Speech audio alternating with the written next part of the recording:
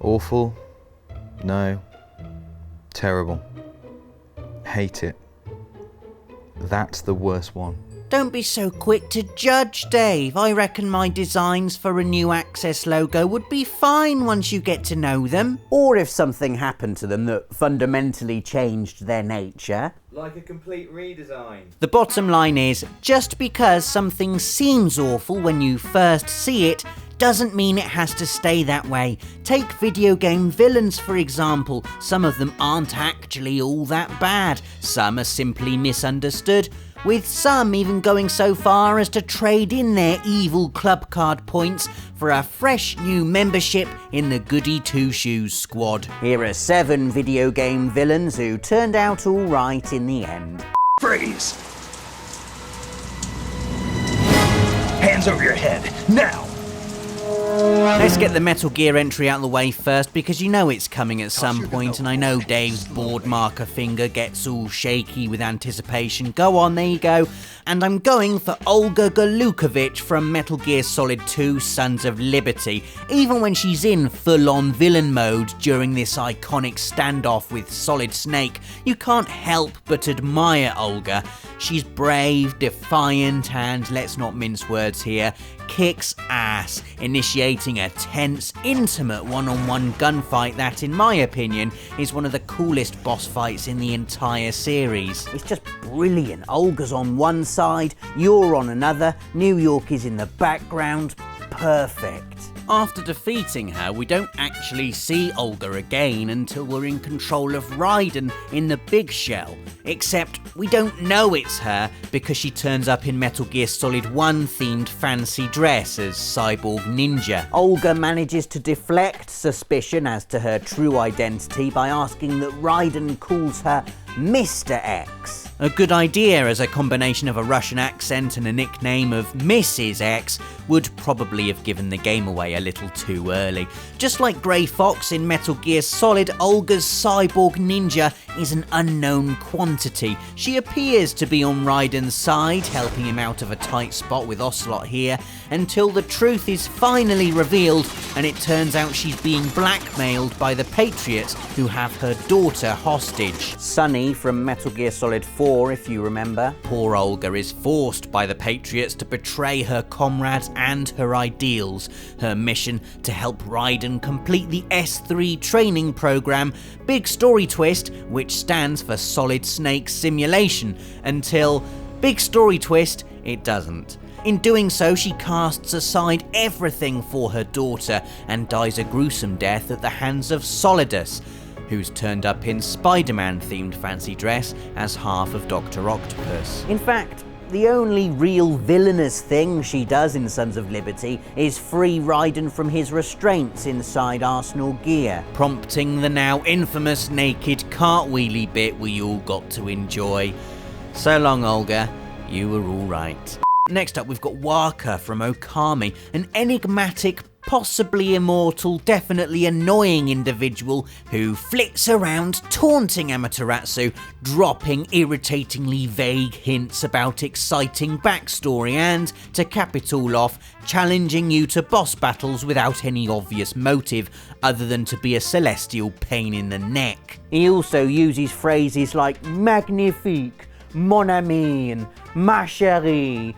He's like a rubbish French version of Drippy from Ni no Kuni. The one main difference being Drippy was useful. All Waka does is mock you for not quite being as strong as he remembers. Ooh, mysterious, no one cares. While displaying abilities that hint at power belying his whimsical appearance. You have to fight him a couple of times and get all the way to the end of the game before Waka reveals his true nature as a surviving member of the Moon Tribe, a lunar race wiped out centuries before the events of the game by the demons that are now all over Nippon.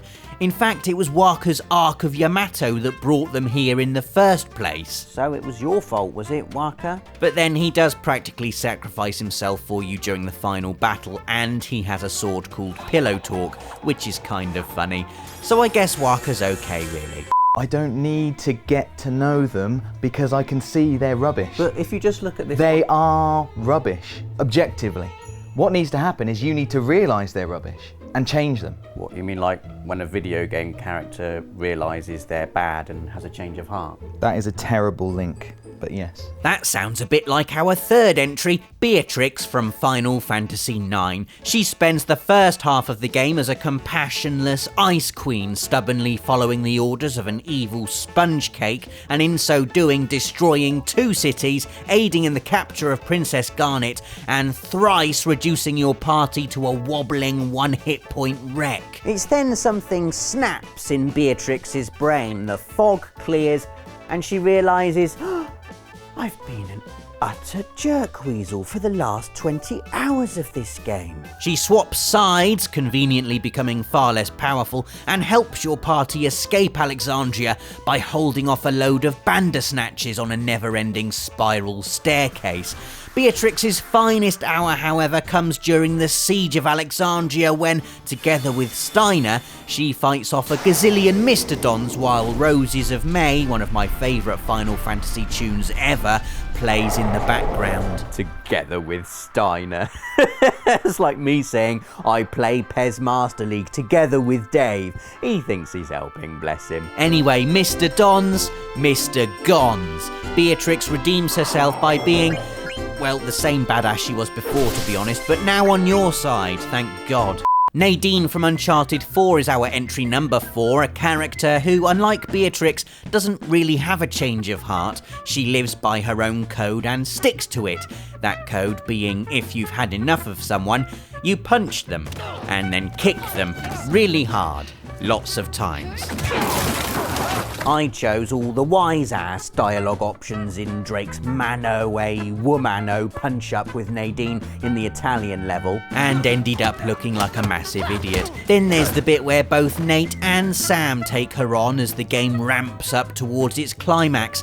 The bit where Drake foolishly says, Oh, come on, Nadine, really?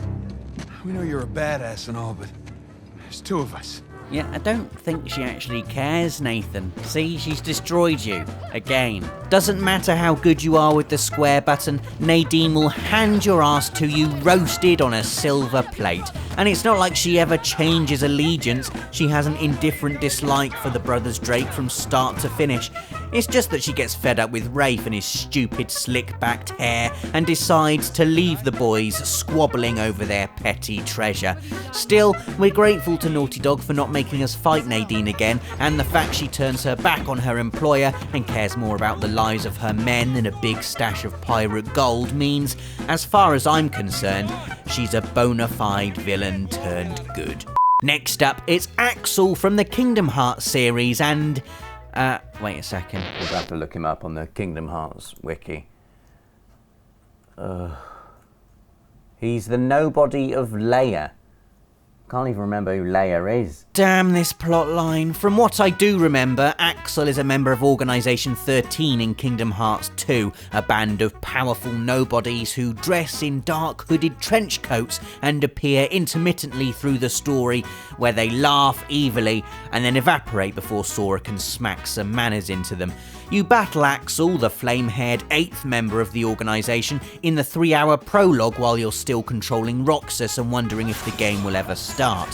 He's pretty tough too, especially on Proud Mode, but then it transpires he's actually Roxas's best friend, and unsuccessfully tried to stop him leaving Organisation 13. Ah, bless. In the end, Axel sides with Roxas over the evil Organisation 13 and abandons his plan to turn Sora into a Heartless. Also, I really like his hair, so you can go in my OK book, Axel. Axel. Tell you who else can go in there, our entry number 6. Catwoman. Now, Catwoman is one of those on-off characters whose loyalties you're never quite sure of. I don't think she really cares, to be honest, who's a goodie and who's a baddie.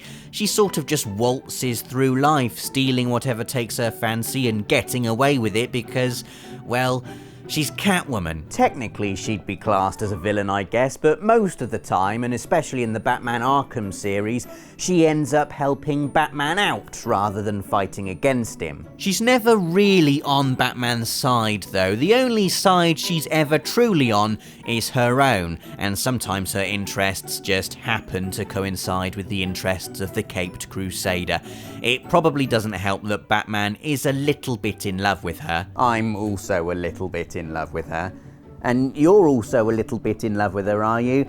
Yeah, well, I don't think cats and badgers are particularly compatible, unfortunately. We're all a little bit in love with you, Catwoman. You go and steal what you like.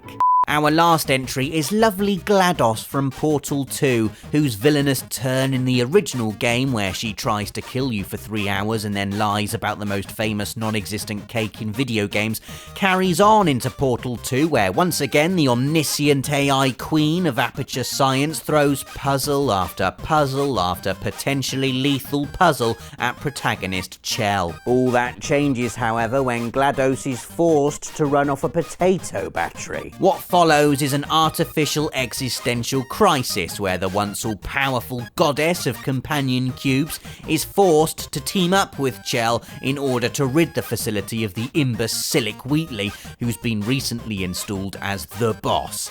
It's even not so subtly hinted that GLaDOS may in fact be the downloaded personality of Caroline, who, if you watch our Friday feature about fan theories, may or may not be Chell's mum. Either way, a semblance of humanity begins creeping into GLaDOS's hitherto passionless persona until she reinstates herself as the facility's main AI and deletes Caroline forever. However, something is now different, proven by the fact she lets Chell go. Just go. Thanks, GLaDOS. Maybe there's cake after all. There we go, 7 video game villains who turned out alright in the end. If you can think of any others, then let us know in the comments. Don't forget to leave a like, because otherwise the channel will starve and die. And subscribe if you haven't yet for more of these videos every Friday. Thanks for watching.